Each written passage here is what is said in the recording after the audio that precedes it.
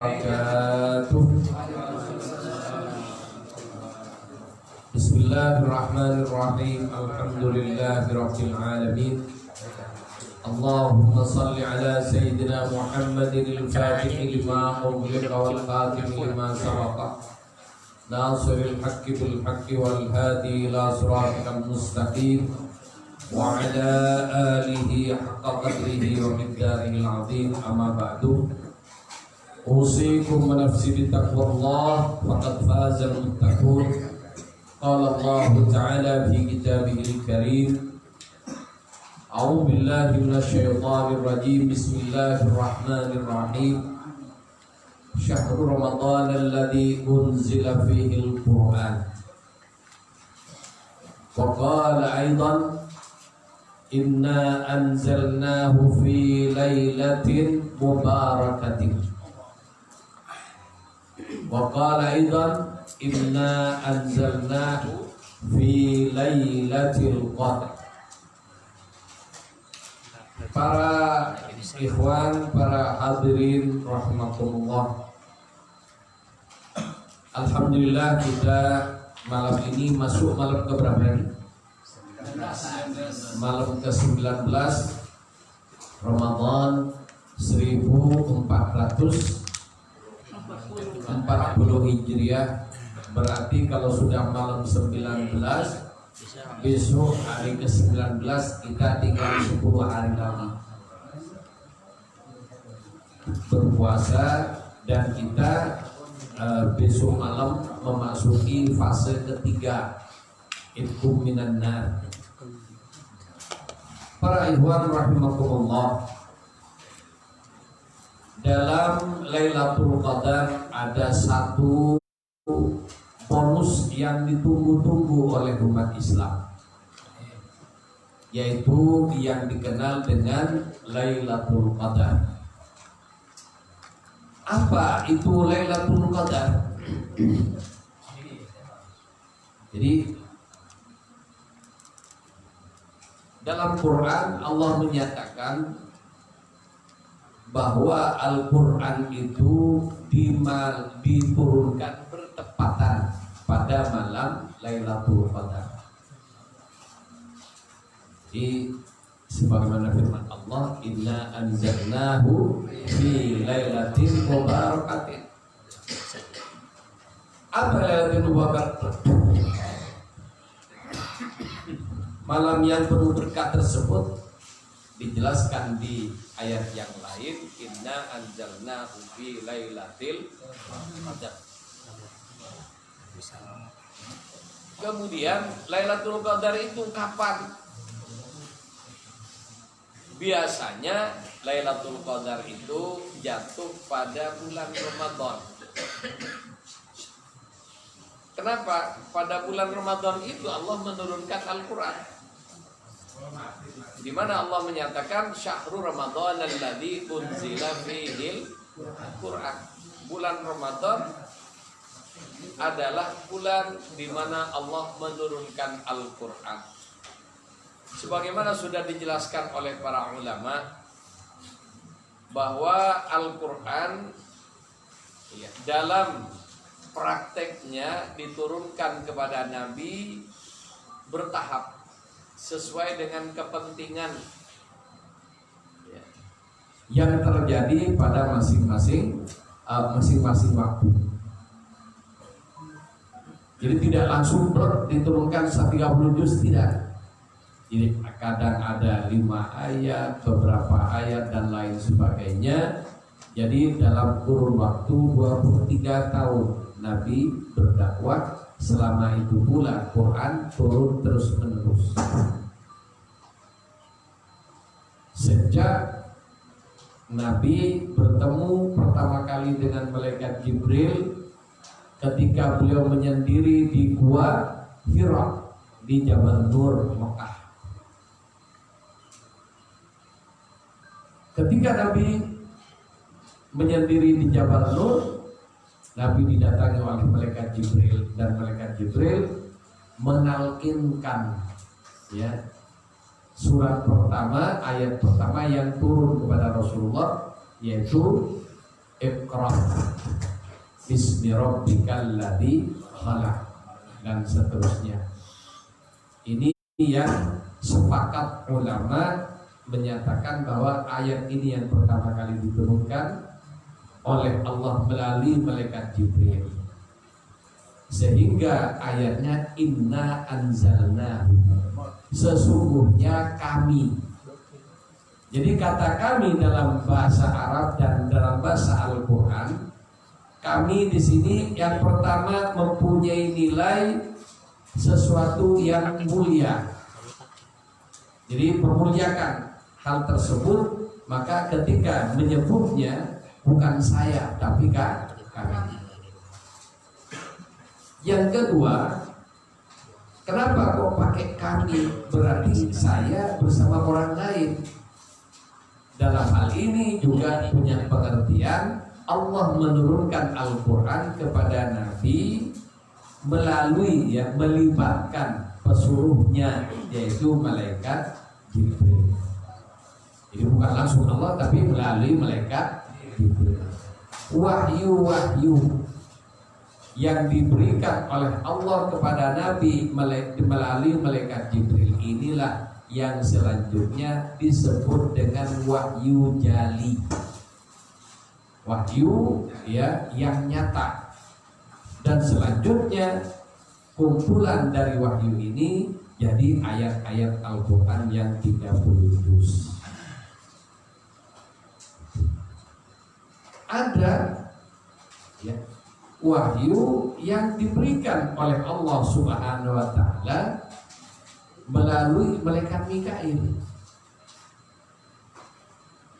dan wahyu itu tidak menjadi bagian dari ayat Al-Quran, yaitu pemahaman-pemahaman tentang makna Al-Quran yang diberikan oleh Allah langsung diinstal di hati Nabi. Kemudian Nabi menjelaskan makna Al-Quran yang dijelaskan oleh yang diturunkan malaikat Jibril dalam bentuk perkataan Nabi ini selanjutnya disebut dengan hadis qauliyah. Kemudian dalam bentuk perbuatan ini selanjutnya disebut dengan hadis fi'liyah. Kemudian diturunkan di mana Nabi mendiamkan perilaku sahabat yang tidak bertentangan dengan hukum Allah, maka itu selanjutnya dikenal dengan hadis takririyah. Nabi mendiamkan. Jadi firman Allah yang diturunkan yang diberikan kepada Nabi melalui perantara malaikat Mikail itu diinstal ke hati Nabi, jadi ke dalam diri Nabi, yang selanjutnya disebut dengan hadis. Di mana hadis itu dinyatakan dalam Al-Quran bukan kemauan Nabi. Nabi berbicara dalam bentuk apapun, itu semuanya firman Allah Subhanahu wa Ta'ala, di mana Allah menyatakan dalam Al-Quran, "Wa ma yantiqu 'anil hawa in huwa illa wahyun." Nabi tidak berbicara berdasarkan hawa nafsunya atau keinginan pribadinya, tapi yang dikatakan oleh Nabi, yang diperbuat oleh Nabi, dan juga diamnya Nabi itu bagian dari petunjuk Allah Subhanahu wa Ta'ala untuk seluruh manusia melalui perilaku diri Rasulullah Sallallahu Alaihi Wasallam. Sehingga tafsir Al-Quran melalui hadis Nabi itu pasti benar. Jadi hadis itu adalah tafsir, karena Al-Quran, tafsir Quran kadang-kadang dengan satu ayat ditafsirkan oleh ayat yang lain. Ada ayat yang ditafsirkan melalui hadis Nabi Sallallahu Alaihi Wasallam. Kemudian ada yang ketiga yang diturunkan ke hati Nabi, ke sirnya Nabi, oleh malaikat Israel. Itulah yang selanjutnya dikenal dengan hadis qudsi. bukan bagian dari Quran. Tapi Nabi menyampaikan, sebelum menyampaikan perkataan tersebut, Nabi menyatakan Allah Ta'ala. Allah Allah berfirman, tapi itu bukan bagian dari Al-Quran. Itu dikenal dengan hadis qudsi yang diinsat oleh malaikat Israel langsung pada sirnya Nabi Sallallahu Alaihi Wasallam. Jadi itu bedanya. Jadi ada Quran itu wahyu jali, sedangkan hadis hakikatnya wahyu khafi. Kemudian hadis qudsi itu wahyu yang lebih dalam lagi, melalui sirnya Nabi, yang selanjutnya dikenal dengan hadis qudsi. Nabi menyampaikan dan itu dari Allah. Contohnya qala Allah Ta'ala, man 'ada li waliyan faqad adantuhu bil harb. Barang siapa menyakiti waliku, maka aku umumkan perang dengannya. Jadi itu Allah yang menyatakan, cuma melalui lisan Nabi Sallallahu Alaihi Wasallam. Tapi ini bukan dari ayat Quran. Hadis yang seperti ini dikenal dengan hadis qudsi. Para ikhwan rahimakumullah, yang kembali kepada ayat yang pertama, Quran diturunkan pada malam yang penuh berkah. Apa kata berkah itu? Ringkasnya, kalau kita jelaskan berkah ini panjang, ringkasnya berkah itu artinya sesuatu yang sedikit tapi manfaatnya banyak. Jadi kata berkah itu sesuatu yang tampak sedikit tapi manfaatnya banyak. Itu berkah. Kemudian Quran diturunkan pada malam yang penuh berkah. Kapan malam yang penuh berkah tadi? Dijelaskan oleh Quran juga, syahrul Ramadan alladzi unzila fihi Quran. Malam yang penuh berkah itu Ramadan. Malam-malam bulan Ramadan adalah malam-malam yang penuh dengan berkah. Kemudian lebih spesifik lagi, bertepatan dengan kapan? Kan Ramadan 30 malam, 29 atau 30 malam. Mana? Ditahsis lagi, inna anzalnahu fi lailatul qadr. Sesungguhnya Quran diturunkan oleh Allah bertepatan dengan malam Al-Qadar. Jadi malam Al-Qadar ini malam penuh berkah. Tanda keberkahannya, Uma adraka ma lailatul qadar. Kamu tahukah apa itu malam Al-Qadar? Ini pun juga menyisakan misteri yang disebutkan oleh Allah, bukan hakikatnya Al-Qadar, tapi nilainya. Lailatul Qadri khairun min alfi syahr. Jadi yang disebut Lailatul Qadar itu malam yang nilainya, dalam surat Al-Qadar itu menjelaskan nilainya, bukan apa hakikatnya.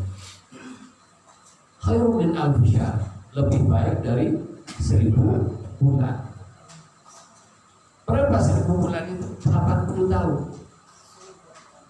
Satu malam beribadah pada malam tersebut, pahalanya mendapatkan pahala ibadah lebih dari 80 tahun. Kemudian yang kedua, pada malam Lailatul Qadar tanazzalul malaikatu war-ruh. Pada malam Lailatul Qadar itu turun para malaikat dari langit, dari alamul malakut ke alamul mulki, ke alam manusia, ke bumi.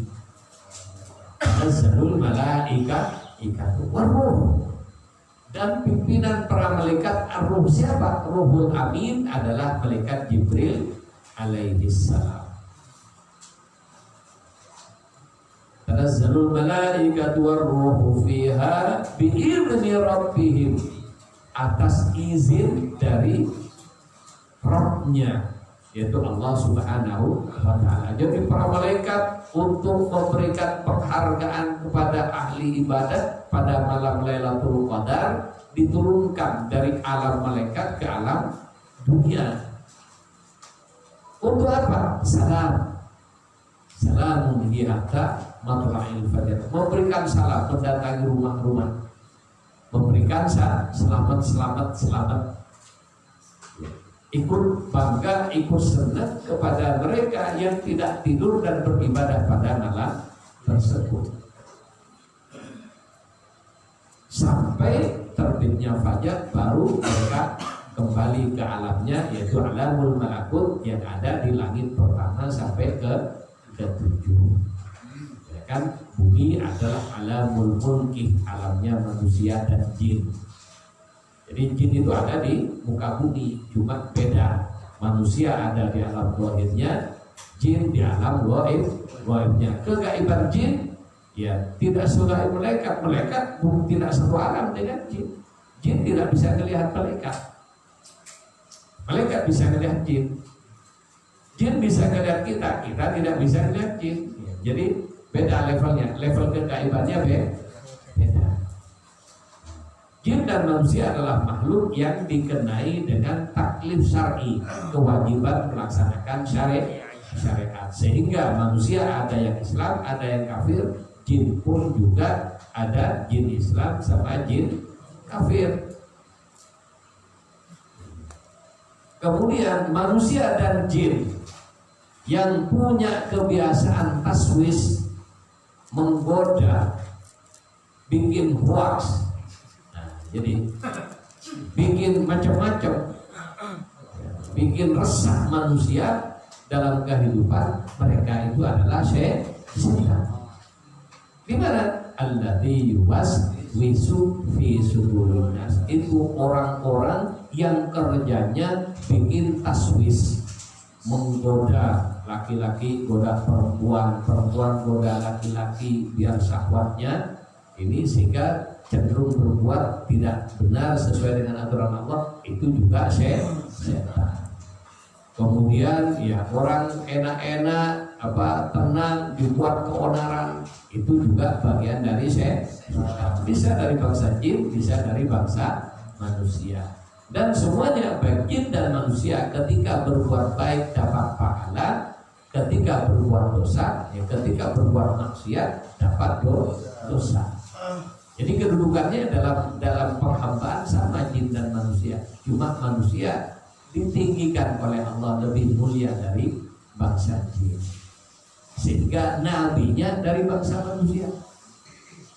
Kalau jin lebih mulia, nabi dari bangsa jin. Tapi karena manusia lebih mulia dari jin, jin ikut nabi bangsa manusia. Sehingga ya kan iblis yang nenek moyang bangsa jin itu 1000 tahun lebih tua dari Nabi Adam. Ketika 1000 tahun sebelum Nabi Adam ya itu diciptakan oleh Allah, Azazil ya, nenek moyang bangsa jin ini jadi pimpinan para malaikat ibadah kepada Allah. Sehingga pada waktunya Allah memberitahu bahwa akan menciptakan khalifahnya di muka bumi. Inni ja'ilun fil ardi khalifah, saya akan bikin khalifah di muka bumi. Malaikat pun juga sempat protes. Itu. Sehingga malaikat protes, ada jalur pihak, mayub setivia, ya Allah, ngapain mau bikin manusia? Manusia ini nanti akan bikin kerusakan. Adanya alfiah itu apa? Bikin manusia yang akan bikin kerusakan. Jadi jangan heran kalau ada sekarang manusia bikin kerusakan di muka bumi. Sudah dari sononya malaikat aja udah tahu kalau mau bikin kerusakan. Gitu. Justru kalau tidak ada manusia yang bikin kerusakan, berarti yang Quran salah. Jadi kalau ada orang sedang bikin rusak, Quran benar, karena itu firman Allah. Jadi membenarkan Quran. Oleh karena itu di satu pihak kita menghadapi kebatilan itu jangan dengan emosional. Kapan? Itu bagian dari kehendak Allah Subhanahu Wa Taala. Untung kita tidak dijadikan mereka. Itu bedanya ya orang-orang tasawuf dengan bukan di sini letaknya. Kalau orang fikih pokoknya sesat. Ini neraka. Padahal belum tentu nanti. Bahkan bisa naudzubillah yang sekarang lagi baik-baik nanti berbalik di akhir hayatnya. Ada kan? Ya kemarin dilulukan baik, belakangan ujung-ujungnya mencret. Naudzubillah. Sama-sama tidak tahu kita ini nanti akhirnya bagaimana. Oleh karena itu tiap saat kita mohon kepada Allah, jangan sampai tergelincir terhadap yang tidak benar. Karena Allah yang berkuasa. Atajalu fiha may yufsidu fiha. Untuk apa bikin manusia? Nanti manusia bikin kerusakan ya Allah. May yufsidu fiha wa yasfukun dima, dan akan berperang menumpahkan darah. Jadi belum ada orangnya, ini sifat-sifatnya sudah ditunjukin, malaikat sudah kasih tahu juga, dan mereka sempat protes. Kemudian Allah menyatakan, qala inni a'lamu ma la ta'lamun.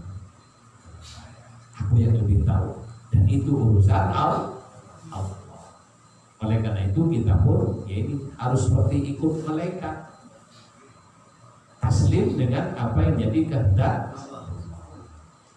Kemudian Allah mengajarkan wa'allama Adam al-asma'a kullaha thumma aradahum 'alal malaikati faqala anbi'uni bi asma'ihim falamma anbahum bi asma'ihim qala alam aqul lakum inni a'lamu ghaibas samawati wal ardh, dan seterusnya. Jadi setelah itu Nabi Adam diciptakan dan dikasih ilmu oleh Allah. Wa 'allama Adam. Apa yang diberikan kepada Nabi Adam? Al-asma. Jadi asma ini luas. Kenapa? Asma ini terakhir apa batas akhir yang diberikan oleh Allah tentang pengetahuan tentang asma-Nya. Nabi Adam diberitahu. Malaikat tidak dikasih tahu. Kemudian setelah itu malaikat ditawar, ambil bi asma'ihim. Coba kamu jelaskan dengan asma-asma itu. Kemudian ayatnya menyatakan qala inni wa 'allama Adam al-asma'a kullaha thumma radahum 'alal malaikati faqala anbi'uni bi asma'ihim qala alam aqul lakum inni a'lamu ghaibas samawati wal ardh. Jadi aku sudah bilang sama kamu, aku yang lebih tahu terhadap kegaiban yang ada di langit maupun yang ada di bumi. Setelah itu Allah perintahkan kepada malaikat, qala lil malaikati isjudu li Adama fasajadu.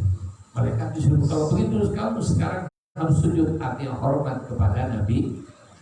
Fasajadu, malaikat disuruh hormat, selesai. Ya, karena Allah yang merintahin langsung hormat sujud pada Nabi Adam. Illa iblis, kecuali iblis. Iblis ini julukan, nama aslinya Azazil. Kenapa? Kok suruh nyembah manusia? Padahal kan tidak boleh nyembah manusia, bolehnya hanya nyembah Allah. Nah itu, jadi kalimat majazi dengan hakiki dicampur aduk, akhirnya tauhidnya amburadul. Jadi para ikhwan rahmatullah, kita kembali ke malam Lailatul Qadar. Lailatul Qadar itu nilainya khairum min alfi syahr, lebih baik daripada 1000 bulan. Kemudian yang kedua, tanazzalul malaikat waruh. Malaikat dan malaikat Jibril turun ke muka bumi untuk memberikan salam kepada orang-orang yang beribadah kepada Allah, khususnya pada malam tersebut. Selamat kamu, selamat dapat bonus 1000 bulan. Sehingga di sini kita yang ingin saya jelaskan di sini, kita sebagai orang thariqah Ya, harus beda pemahamannya dengan orang bukan thariqah. Untuk orang bukan thariqah, ya mohon maaf, bukan saya menyalahkan. Lailatul Qadar seakan-akan segala-galanya bagi mereka. Sehingga ketika tahu malam Lailatul Qadar, yang tadinya ya ketika mereka tahu kalau malam itu yang tadinya biasa tidak beribadah langsung ibadah. Kalau begitu ibadahnya karena Allah bukan karena Lailatul Qadar. Nah ini, jadi kita sebagai orang thariqah bukan itu. Orang thariqah itu ibadah karena adapun Lailatul Qadar itu bonus-bonus yang diberikan oleh Allah. Kita ibadah pada malam Lailatul Qadar karena ingin mendapatkan kehormatan dan bonus yang disediakan oleh Allah, mensyukuri. Ya, bukan karena Lailatul Qadarnya. Kita ibadah karena Allah, harus karena Allah. Kalau karena Lailatul Qadar berarti karena selain Allah, tidak sahih juga. Untuk kelas khusus tauhid kalau begitu sudah sama, sudah syirik untuk kalangan khusus. Untuk kalangan awam ya makruh insyaallah. Makanya tauhidnya orang awam dengan orang arifin berbeda. Ini yang pertama. Jadi Lailatul Qadar mempunyai nilai semalam itu sama dengan ibadah 1000 bulan yang kalau di dengan nilai tahun 80 tahun. Kemudian bagaimana dengan Tijani? Kita sebagai Tijani sekarang. Ikhwan Tijani, alhamdulillah tahadduts bil ni'mah. Ikhwan Tijani tiap hari dapat ratusan Lailatul Qadar.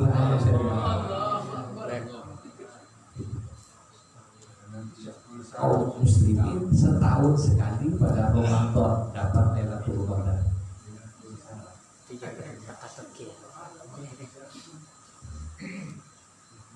Cuma ini tolong dua gak usah kuat-kuat. Ini kita ngomong khusus tidak. Jadi hati jari itu tiap hari dapat ratusan Lailatul Qadar. Bukan satuan, ratusan bahkan ribuan. Gitu. Dari mana? Jadi ini baru satu faktor. Alhamdulillah kita sebagai ikhwan thariqah Tijani dapat ijazah salatul fatih 5 ulit. Membaca salat al-fatih 5 ulit untuk orang awam di luar orang thariqah belum baiat, satu al-fatih dapat pahala 600.000 selawat yang lain. Kalau baca 2 kali dapat yang kedua dapat 600.000 plus yang pertama. Berarti dapat berapa? Ya, 1.200.000 kali selawat yang lain. Kalau baca 3 kali, yang ke pertama dan kedua tetap seperti tadi, yang ketiga plus pahala 1 dan 2. Ini. Kemudian keempat dan seterusnya. Kalau 100 kali, yang ke 100 dapat pahala yang pertama sampai 99. Kalau 1000 ya itu sendiri. Itu untuk orang awam. Untuk mereka yang punya sanad sahih nyambung kepada Nabi Sallallahu Alaihi Wasallam, ya, di buku saya kutip pernyataan Syekh radhiyallahu anhu tentang salat al-fatih. Ini baru yang zahirnya al-fatih. Syekh menyatakan i'lam annal fatih lima ughliqa amrun ilahiyyun. Ketahuilah oleh kalian bahwa selawat al-fatih itu adalah urusan Allah. Amrun ilahiyyun. Perkara secara khusus yang menjadi urusan Allah Subhanahu wa ta'ala. Artinya la madkhala laha lil uqul, tak bisa dicerna dengan akal. Sehebat apapun akalnya tidak nyambung untuk jelasin keutamaan selawat Fatih. Jangankan kita, malaikat juga tidak bisa jelasin pahala al-Fatih.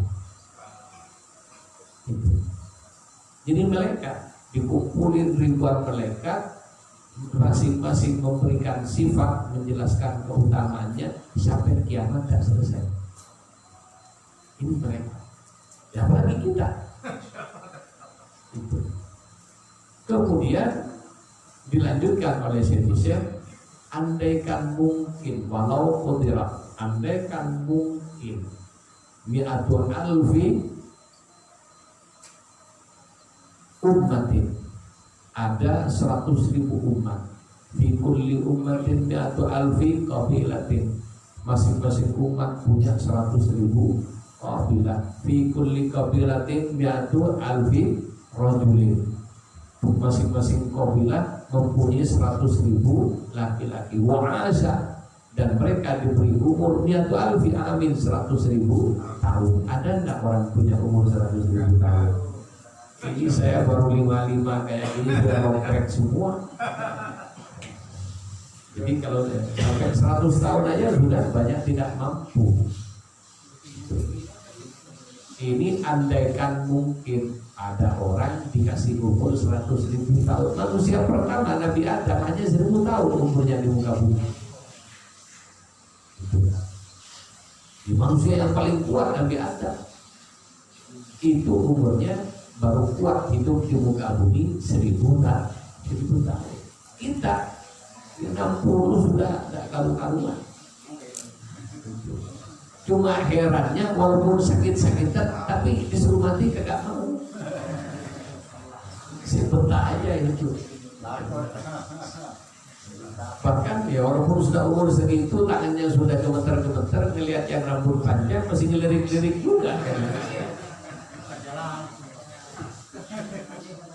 Jadi tak usah nyolek-nyolek temennya. Biasanya ayam itu yang berkotek, yang bertelur.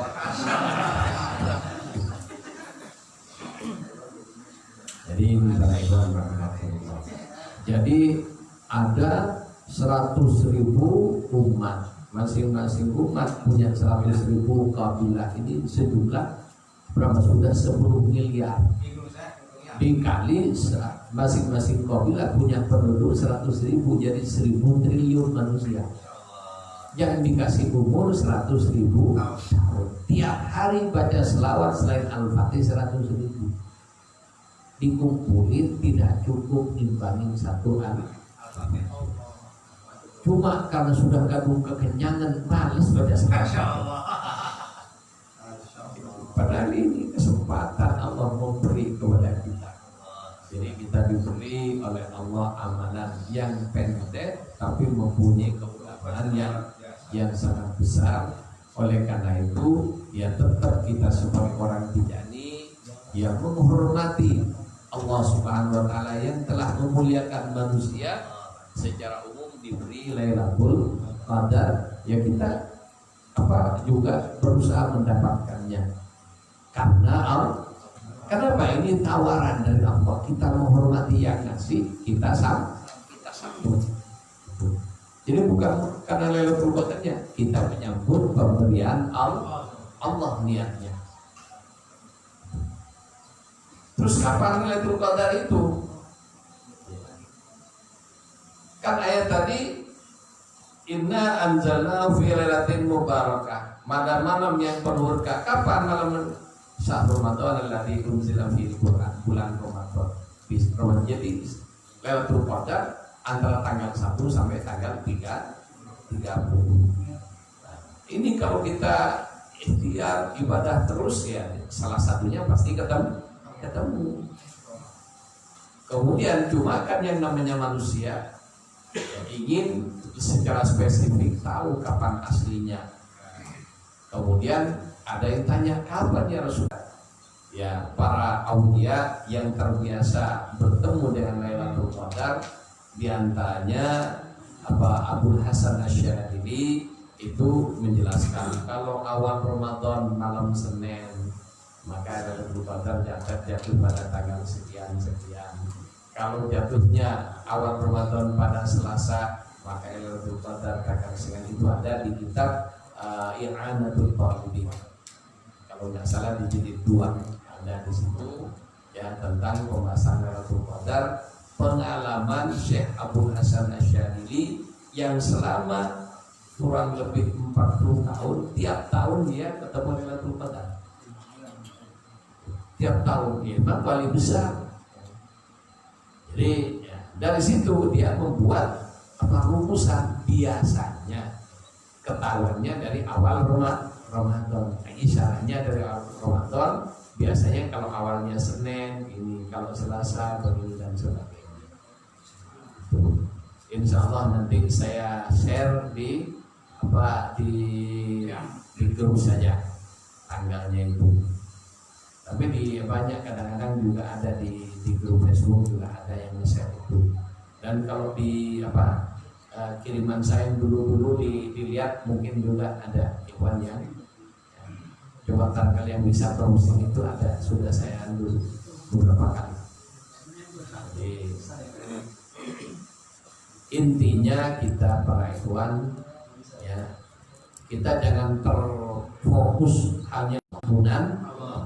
Jadi mau kapan Allah ridho pada kita, mau kapan Allah berikan ampunan kepada kita, ya kita beribadah kepada Allah tanpa embel-embel apapun. Kenapa? Ibadah karena Allah, bukan karena Ramadan, bukan karena Lailatul Qadar, dan bukan karena pahala dan lain sebagainya.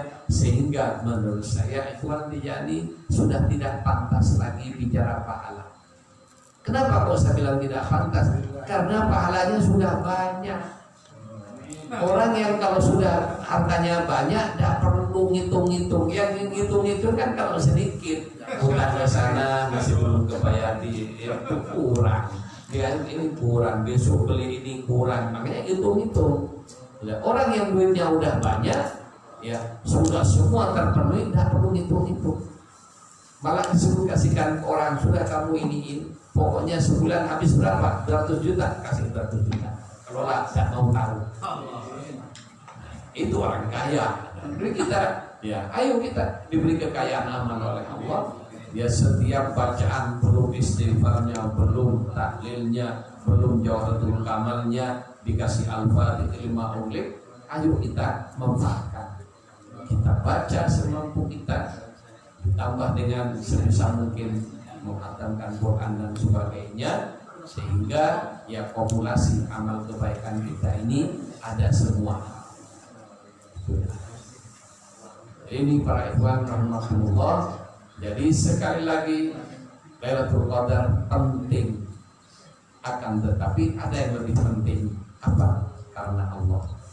Ibadah yang karena Allah, walaupun bukan Lailatul Qadar, dan jika diterima oleh Allah, walaupun hanya ya sebiji sawi gedenya, tapi itu bisa mengalahkan seluruh dosa-dosa kita dan akan membuahkan ampunan dari Allah Subhanahu wa ta'ala. Amal sebanyak apapun jika tidak karena Allah, percuma, tak berguna. Ya. Kalau tidak karena Allah, tidak ada gunanya. Kenapa ditolak oleh Allah? Oleh karena itu yang terpenting kita, ayo kita beramal sambil mohon. Di antara amal kita ini ada yang ikhlas dan diterima oleh Allah. Kenapa? Yang diterima hanya yang ikhlas. Adapun amal yang tidak ikhlas hanya menggugurkan kewajiban. Kalau sholat wajib gugur sudah sholat wajib, tidak ditagih lagi. Apakah membuatkan ampunan, membuat tidak ada hasilnya apa-apa.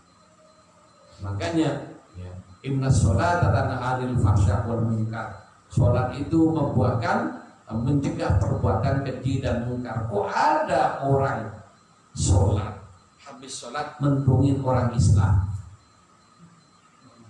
Ada apa tidak? Sholat tapi mendungin orang Islam, berarti tidak tanha 'anil fahsya wal munkar. Sholat, habis sholat masih berbuat zina, berarti sholatnya tidak mencegah dari perbuatan keji dan mungkar. Berarti sholat ditolak yang begitu itu hakikatnya. Lah kalau memang sholat kita benar dan diterima oleh Allah, terbebas kita dari perbuatan keji dan mungkar. Kita pasti jadi orang baik dan kita tidak akan terlibat dalam kejahatan sekecil apapun, apalagi yang gede. Jadi kalau kita bisa dilihat diri kita masing-masing. Halo. Ya. Dalam kamar.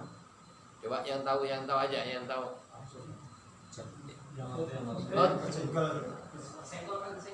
Senggol siapa di dalam?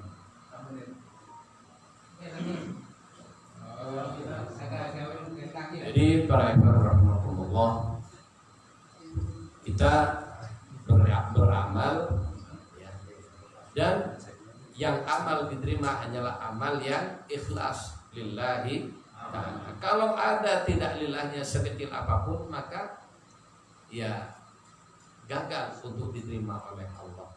Oleh karena itu kita beramal dan tidak usah mikir-mikir lagi. Mohon ada di antara kebaikan yang kita kerjakan itu ya ada yang mencapai lillah, dan itu rahasia Allah Subhanahu wa taala. Jadi ini saya ingat pesan dari almarhum Muqaddam Kiai Haji Mukhlas Ahmad Razi bercerita bagaimana orang-orang gede mendapatkan ampunan dari Allah, mendapatkan karunia. Bagaimana Imam Ghazali ya Hujjatul Islam, apa yang membuatnya dia mendapatkan makom sangat tinggi di sisi Allah? Bukan yang ngarang kitab, bukan yang ini itu dan sebagainya, tapi ketika dia nulis kitab ya, pada zaman dulu pakai tinta celup, kemudian setelah nyelupkan penanya diangkat, ada tinta di ujung pena, ada lalat hinggap, dibiarkan, takut mengganggu. Jadi lalat aja tidak diganggu. Kalau kita ada lalat diapain? Disemprot kan gitu. Biar mati. Imam Ghazali tidak berani ganggu lalat yang lagi asik minum tinta. Nah, ini karena amal yang sangat-sangat kecil dan tidak punya arti. Tidak ada orang janjung, sedekah sama lalat. Ya, sedekah sama lalat. Tapi disitulah letaknya Allah memberikan ridho. Kenapa? Ketika Imam Ghazali melihat lalat, tajallinya bukan pada lalat tapi kepada pencipta lalat. Lah itu tajallinya ini, tajalli qalbinya ini, ya disinilah disebut melihat Allah itu. Melihat Allah dalam arti afalnya maupun sifatnya.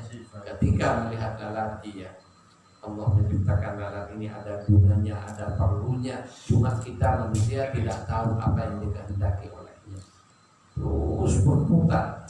Jadi tajalli dengan apa yang Allah ciptakan melalui lalat dibuka melalui hati beliau, sehingga dia dibiarkan lalat itu sampai pergi dengan sendirinya, dan ini yang diterima oleh Allah dan membuahkan dia sampai kepada martabat yang sangat tinggi di sisi Allah Subhanahu wa taala.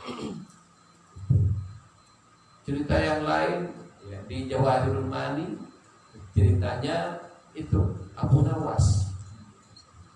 Abu Nawas ini kan sudah terkenal kekocaannya, orang yang terkenal dia tukang ngelawak di zaman kerajaan Harun al-Rasyid. Raja dibikin kalah, tidak pernah menang dengan Abu Nawas. Lepas dari gimana Abu Nawas, ternyata dia waliullah. Ketika dia meninggal, ada temannya ingin tahu nasibnya di alam barzakh. Kenapa? Ya begitu, dia selama hidupnya musakat, kata orang Madura musakat. Jadi udahlah ya sulit dibayangin ya, macam-macam yang dia perbuat. Raja aja dikerjain, apalagi orang lain kan. Raja dikerjain dan kalah terus. Dan itu dengan kecantikannya dia bermain logika, bermain macam-macam sehingga menang terus. Dan kemenangannya itu bikin gergetan.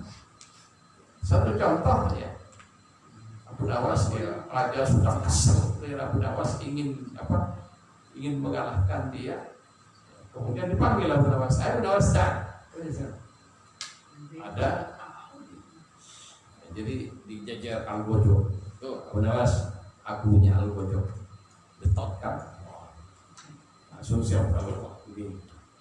Iya Tuan Raja, apa yang Tuan Raja inginkan? Itu Al-Gojo itu satu kali mengayunkan pedang, satu nyawa melayang. Kira-kira kamu mampu tidak berhadapan dengan dia? Ya, kalau kamu, saya kasih waktu 2 hari untuk menghadapi dia. Kalau kamu mampu dan menang dengan dia, maka kamu saya kasih hadiah. Tapi kalau kamu kalah, ya nyawa kamu taruhannya. Ya, memang dia diciptakan oleh Allah untuk bikin lawakan dalam bentuk macam-macamnya. Ya, ketika waktunya sudah hampir habis, pening, bagaimana? Ngelihat terbayang dengan ototnya Al-Gojo, sementara Abu Nawas orangnya kecil. Gimana dia ngebayangin bagaimana dia harus bertarung dengan Al-Gojo. Tapi Allah mendatangkan tentaranya. Ketika ngelamun, di depan dia itu ada madu, ada makanan, bukan madu. Jadi ada makanan. Kemudian makanan ini dikerubung lalat. Jadi lalat datang ke makanan itu. Kemudian tanpa dia kan aja ngelihat makanan itu dikerubung sama lalat, langsung ditepuk sama Abu Nawas. Kena 5 ekor. Habis itu datang pikiran jenakanya, oh menang aku sekarang. Langsung ambil amplop lalat yang 5 mati, dimasukkan dalam amplop, masuk dalam sakunya. Kemudian dipingkis lengan bajunya, minggir. Abu Nawas mau lewat. Kalau Al-Gojo satu kali mengayunkan pedang, satu nyawa melayang. Tapi Abu Jahal, Abu Nawas satu kali bertepuk tangan, 5 nyawa bisa melayang. Wah, kaget gimana ini? Minggir semua orang-orang. Akhirnya ya ikut Abu Nawas yang berangkat ke kerajaan. Sampai di kerajaan sudah ramai. Jadi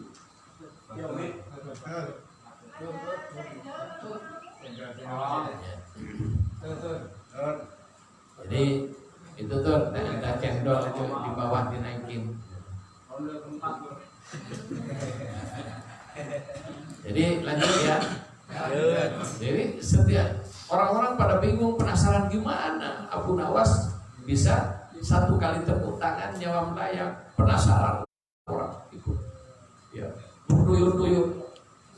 Ya. Kemudian dia sengaja lewat di jalan yang menuju kerajaan, lewat di jalan besar yang bisa ngumpulin orang. Wah, diiringin orang banyak. War. Abu Nawas satu kali tepuk tangan, 5 nyawa melayang. Wah. Tambah bahaya ini, ada penasaran. Begitu sampai di depan raja, ya, tunjukkan. Kalau tidak kamu akan kena ini, berhadapan dengan Al-Gojo. Ya buka amplop. Lalat 5 mati. Apa ini? Marah raja. Apa kamu? Kok bukan sama aku? Kamu ngomong kayak gitu, bikin hoax. Ini kata raja. Abu Nawas tenang-tenang aja. Lekan kata Tuan Raja, Anda punya Al-Gojo satu kali ngayunin pedang, satu nyawa melayang. Tapi saya tadi makanan saya dikerubung lalat, aku tepuk langsung 5 nyawa lalat, ya kan? Yang penting 5 nyawa kan. Jadi ini bermain dialektika, jadi bermain. Itulah si Abu Nawas. Dan macam-macam itu, ini kan makanya sampai ada cerita 1001 malam, karena ceritanya Abu Nawas ini panjang dan macam-macam. Dengan gurunya juga dikerjain, dengan gurunya dikerjain. Ternyata kenapa Abu Nawas kok model kayak gitu, pura-pura gila dan sebagainya? Ternyata dia bukan dikasih jabatan, tidak mau. Jadi hakikatnya Abu Nawas itu orang yang tidak ingin diberi jabatan, pura-pura gila. Kenapa? Ayahnya Abu Nawas ini seorang qadhi. Jadi kalau sekarang ketua Mahkamah Agung, jadi hakim agung. Bapaknya Abu Nawas hakim agung. Kemudian ketika mau meninggal, ya, dipanggil anakku Abu Nawas, cium telingaku sebelah kanan. Bagaimana baunya? Harum bapakku. Yang sebelah kiri dicium kok bau bangkek bapakku. Akhirnya bapaknya bisik-bisik, inilah bahayanya jadi hakim. Kenapa bapakku? Engkau tahu, selama ini aku dikenal sebagai hakim yang tegas, hakim yang adil. Tapi pernah satu kali ada orang miskin ngadu, tidak sempat aku tanggapin karena di sebelah kananku ada orang ngadu, orang kaya, dia yang saya tanggapin si miskin. Ini tidak terima, langsung pergi. Dan aku dapat adab seperti ini dari Allah. Makanya saat ini aku selalu beristighfar, minta ampun kepada Allah, dan aku ingin bertemu dengan orang yang dulu pernah ingin ngadu kepadaku, tidak kutanggapi, itu bisa memaafkan aku sehingga aku nanti pulang ke rahmatullah dalam keadaan dapat ampunan Allah. Karena apa? Hakul adami. Salah dengan manusia, kalau tidak diberi maaf dengan yang bersangkutan, walaupun baca istighfar ribuan kali, tidak ada gunanya. Allah tidak berikan ampunan sebelum orang yang disalahi tadi memberikan maaf kepada yang bersangkutan. Ini beratnya. Itu salah dengan manusia kayak gini, ya gimana ya? Saya bayangin, ya Allah, kalau se-Indonesia marah, jumpah dengan doa-doa kayak gitu karena ditipu, gimana dosanya nanti di akhirat. Alhamdulillah. Oleh karena itu ya saya berdoa, kita kasihan dengan mereka. Ya, saya kasihan dengan mereka. Melihat doa orang sudah kayak gitu, saya bukan di satu pihak, hati saya nangis. Moga-moga mereka dapat ampunan dari Allah Subhanahu wa taala, dapat hidayah. Kenapa? Mereka manusia sama dengan kita. Makanya Abu Nawas itu pura-pura gila ketika bapaknya meninggal, langsung dia gila. Langsung action gila. Apa? Dia ngambil pelepah. Kalau di sana belum ada pohon pisang, pelepah kurma dijadikan kuda-kudaan. Langsung Abu Nawas jadi nari-nari di sekeliling bapaknya yang lagi terbaring wafat. Kenapa? Karena apa? Karena dia langsung dicalonkan pengganti bapaknya. Karena di Arab itu jika bapaknya guru meninggal, anaknya yang ganti. Bapaknya polisi mati, anaknya yang jadi ganti. Itu modelnya. Itu mulai dulu kayak gitu. Abu Nawas itu bapaknya hakim. Nah, ketika mati dia menjadi penggantinya. Nah, karena dia tahu bahayanya, maka dia tidak mau. Untuk menolak itu, maka dia bikin tingkah macam-macam. Singkat cerita, ya karena kayak itulah kehidupan Abu Nawas. Temannya ingin tahu nasibnya setelah ada di alam kubur. Kemudian dia Allah sampai pada satu malam bermimpi ketemu Abu Nawas. Dalam mimpinya, wahai temanku, bagaimana kabar kamu? Alhamdulillah, Allah memberikan ampunan kepadaku. Terus kamu kan, ya maaf bangsa kayak gitu, banyak dosanya ini. Kenapa kau mendapat ampunan? Iya.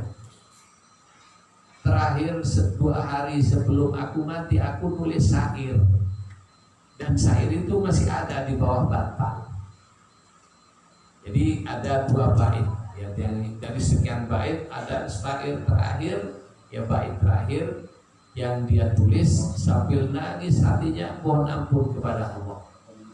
Ya ilahi abdul asi, ada penanya Abdul Mudhib. Mungkin Rabbil Dunubi faqad ataka.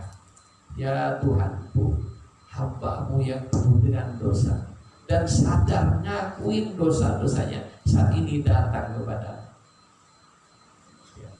Mungkin Rabbil Dunubi faqad ataka, mengakui dosa-dosanya dan berdoa kepada fa'in tardu. Nah, fa'in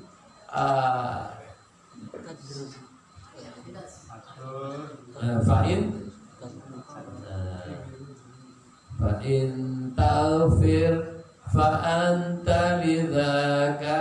Jadi fa'in taghfir, jika engkau berkenan memberikan ampunan kepada hamba-Mu yang dia tak karu-karuan ini, engkau adalah ahli memberikan ampunan, bukan kasih ampunan, maaf pengampun.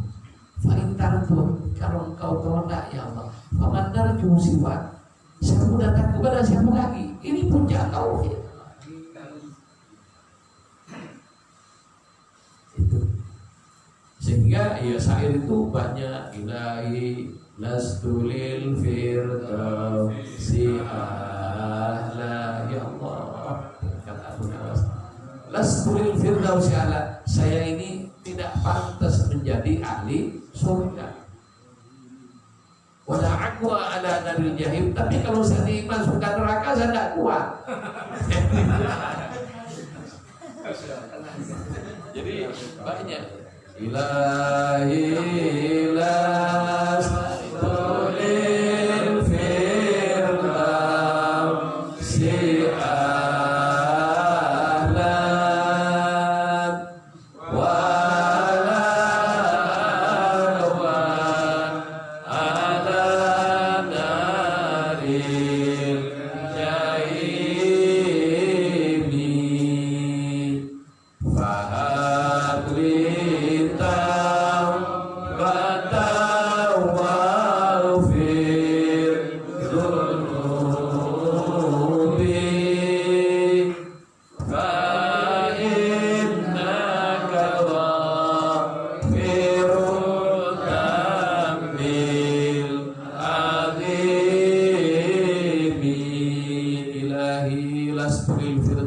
fahabli ya Allah, saya ini tidak pentas menjadi ahli surga firdaus.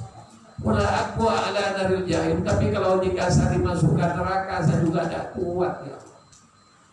Fahabli, oleh karena itu berilah saya ya Allah taubatan, berilah saya taubat, faghfir dzunubi, dan ampunilah dosa-dosa saya.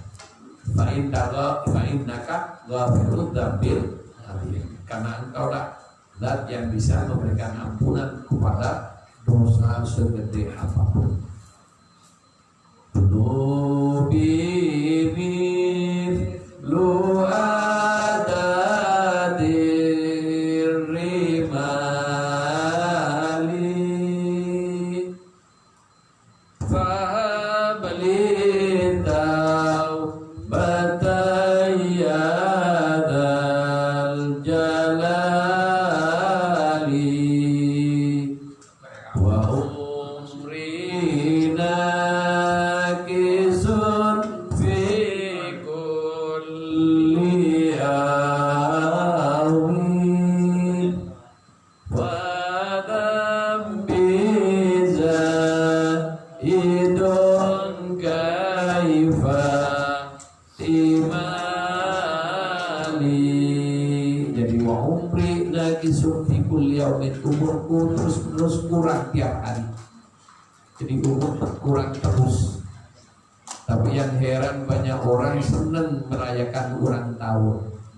Padahal pada saat itu dia lagi kehilangan umur. Seharusnya nangis, bukan senang-senang. Itu. Wa umri nakisun fi kulli yaumin, sedangkan dosaku zaidun, nambah terus. Umur tambah kurang, dosa nambah terus. Kaifah timali, ya Allah, bagaimana saya harus nanggung dosa? Jadi wa umrina kisunti bulan rabbi zaidun kaifah timali. Ya dunubi, kada dunubi mithlu ada terima, dosaku bagaikan hitungan pasir di lautan. Wa dunubi mithlu ada terima di dunubi mithlu ada rimali fahli taubatayya terjalan.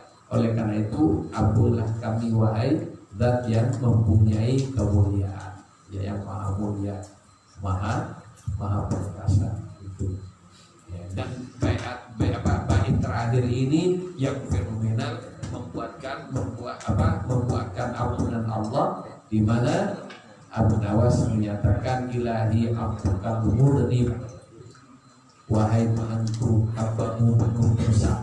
Jadi menjelang 2 hari meninggal, ya Allah hambamu yang penuh dosa. mukiran bil dunubi faqad da'aka, yang mengakui dosa-dosanya dan mohon kepadamu ya Allah. Fa in taghfir, jika engkau berikan ampunan maka engkau maha pengampun. Kalau tidak, mau minta ampun pada siapa selain engkau? Jadi ini para ikhwan rahimahullah. Jadi kita jangan terlalu bersandar terhadap apapun selain Allah, termasuk bersandar dengan Ramadan. Bersandarnya kita harus bersandar kepada Allah, di mana Allah tidak hanya pada bulan Ramadan, sepanjang waktu ampunan Allah terbuka untuk hamba-hambanya, dan kita ibadah kepada Allah murni karena Allah, bukan karena apapun. Ini yang ingin saya sampaikan. Semoga kita tergolong orang-orang yang mendapatkan ibadah yang diterima oleh Allah dan mendapatkan ampunan dari Allah. Kelak pada waktunya kita masing-masing kembali kepada Allah dengan senyum, dengan muka bercahaya, ridha, dan diridhoi oleh Allah, sebagaimana firman Allah, ya ayyatuhan nafsul mutmainnah irji'i ila rabbiki radiyatan mardiyah fadkhuli fi ibadi wadkhuli jannati bisyafatin nabi wa karamati Syekh Tijani radhiyallahu anhu wa bi barakati Allahumma salli ala sayyidina Muhammadin al-Fatih lima qulika wal khatim lima sabaqa nasiril haqqi bil haqqi wal hadi ila siratikal mustaqim wa ala alihi haqqa qadri wa miqdarihil azim. Subhana rabbika rabbil izzati amma yasifun wa salamun alal mursalin walhamdulillahi rabbil alamin. Assalamualaikum warahmatullahi wabarakatuh.